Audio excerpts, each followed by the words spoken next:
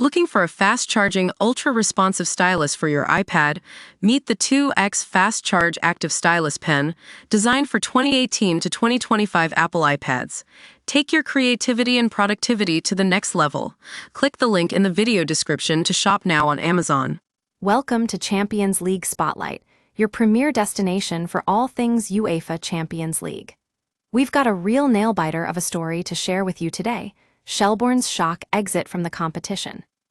Shelbourne was on the verge of making history, joining the likes of Manchester City and Ajax in the Champions League group stage, but that dream was cruelly ripped away from them in Baku.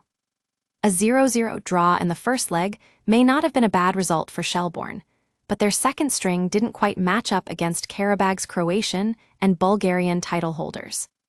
The Reds were forced to make 8 changes to their team, handing debut starts to Dutch keeper Wessel Spiel and fringe players like Daniel Kelly and Lewis Temple. It was a surprise move by manager Joey O'Brien, who opted for a bold approach in an effort to shake off the momentum of that 3-0 defeat at Talca Park. The plan didn't quite come together, as Qarabağ took advantage of Shelbourne's inexperience to score the only goal of the game, a John Martin own goal. It was a bitter blow for the home side, who had been struggling to contain Qarabağ's attacks all night. Shelbourne needed a reaction after the break, but it wasn't until they brought on Sean Boyd that they began to show some signs of life.